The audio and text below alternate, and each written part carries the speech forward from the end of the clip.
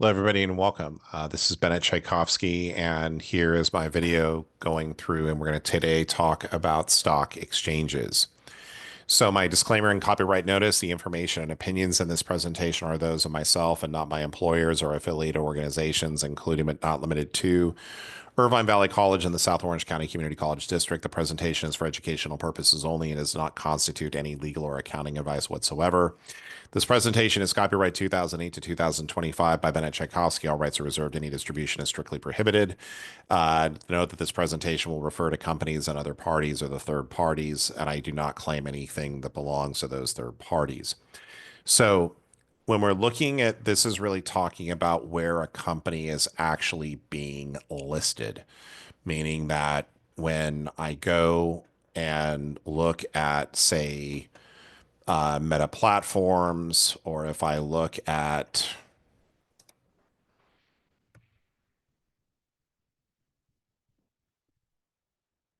let's just go to Target.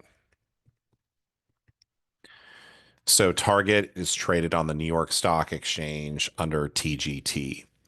So there's no data available today because it's a federal holiday, just because of in remembrance of our former president Jimmy Carter. But right over here, this is the New York Stock Exchange. So that's when we're going through and looking at, why is it important for a company to be traded on a particular exchange?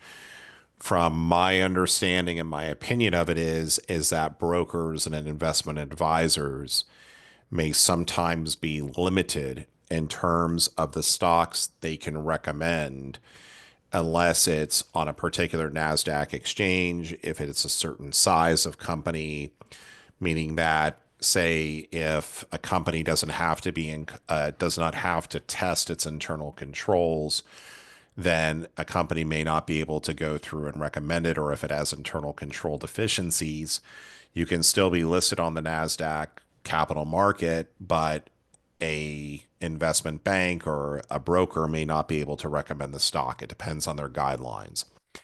So all of these different stock exchanges have different requirements. So the lower tier is going to be considered to be the over the counter. And when we look at OTC markets, and I'll provide the link to you below, there's a lot of different, basically, there's a lot of different parts of the OTC. It used to be called the OTC Bulletin Board. But over here, there's just a lot of ways for companies to kind of go through and to list. So you do see over here the pink market. This is really, if you've ever seen The Wolf of Wall Street and heard of the pink sheets, that's this, or at least some version of this. But you see that there's a lot of different types of exchanges within the OTC. There's the OTCQB, and this will tell you, well, to be eligible for this, this is what you need to make sure you're doing.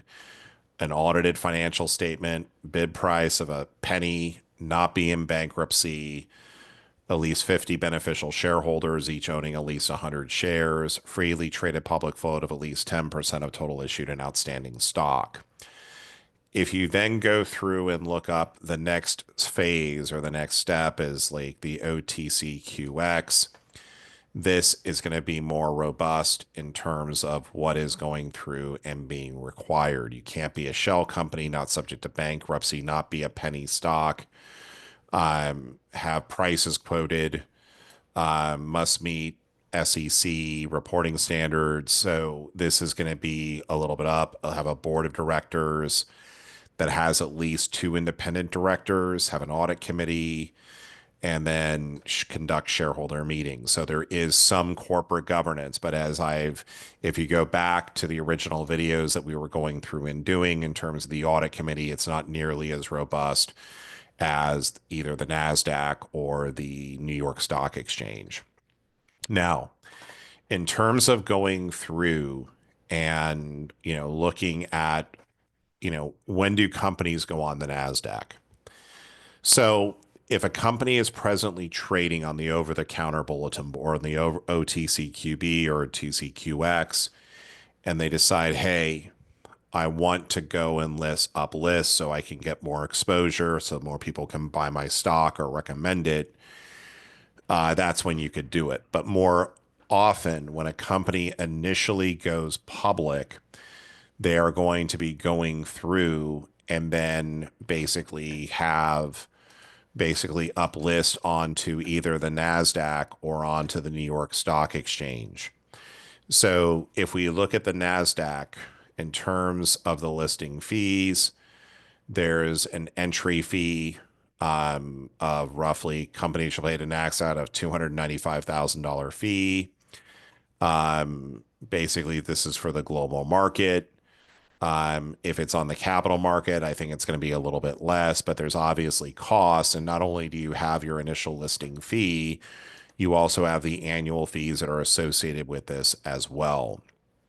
And then over here, you can go through and see all the different listing rules in terms of not only getting listed, but basically maintaining to list, governance requirements. And again, I'm going to put all this into the description so you can freely kind of go through and check it out on your own.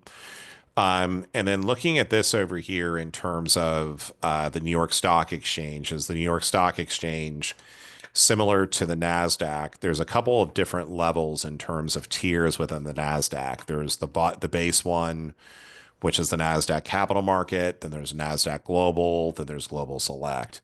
So each of these has presumably its own benefits. Most of the companies I've been involved with in the past have been NASDAQ Capital Market. But again, it just depends on where your company is going to be in particular. New York Stock Exchange also too has basically a couple of different, basically NYSE American, which I think used to be the Amex a long time ago, and then you've got the New York Stock Exchange, and then for NYSE Arca. So if we just though take kind of like a look in terms of what is it that if I'm going to apply to be on the NASDAQ or the New York Stock Exchange, and the NASDAQ's pretty similar, but what do you have to do to be authorized to list? Original listing application, meeting shareholder requirements. That's talking about you're going to have a certain number of round lot holders, responding to a clearance letter, and also over here, letter from the underwriters, basically saying that in conjunction with the offering that it's going to basically meet the listing standards. Listing agreement by an executive officer, depository listing agreements. These are for foreign private issuers. But then you kind of go through your charter of the company or the articles of incorporation, bylaws, corporate resolutions authorizing it. You're also going to have all the governance requirements. So certificate of good standing from the state. And all of these different things is what you're going to have to kind of go through and do in order to list. So when a company does go public, you have a lot of different things that are kind of happening simultaneously. You've got the S1 that's going through the SEC review process, right? That's going through all those different stages in terms of comment letters. You have the underwriters taking the prospectus and taking the company on what we call a roadshow, whereby the company is presenting to various different investors. So you have the S1 process, which is the registration statement going with the SEC. You have the company's management going to go through and meet with various different individuals, to potential investors. And then you also have, okay, we want to list with the New York Stock Exchange or the NASDAQ. So you're going to have to go through and make these applications as well. And as you'll kind of go through and see, you've got when you are initially listing, you have to go through and meet the board, basically the governance requirements. And so these are all, and again, I'm going to put these links up here. But when you do decide, and why do these exchanges have such, obviously, why do they have like these listing standards? It's because brokers are going through and recommending them to clients. Now, just because you're a Nasdaq listed company, if I'm on the capital market, it doesn't mean that a broker is going to basically recommend me. Why is that? Well, if I'm a smaller market capital market stock, I may not be compliant with internal controls, which is okay as long as I'm disclosing that. But that may cause a broker not to recommend my stock to somebody else. So, but that's really kind of where those stock exchanges are. And I'm sure a lot of you have much more experience than myself. And I would love to hear from you and get your thoughts and feedback on different stock exchanges. I'm only covering the ones in the United States, but in any event, I want to thank you for watching. And please remember to like and subscribe. If you've got comments, please feel free to leave them below. Look forward to seeing you on future videos. Have a great day.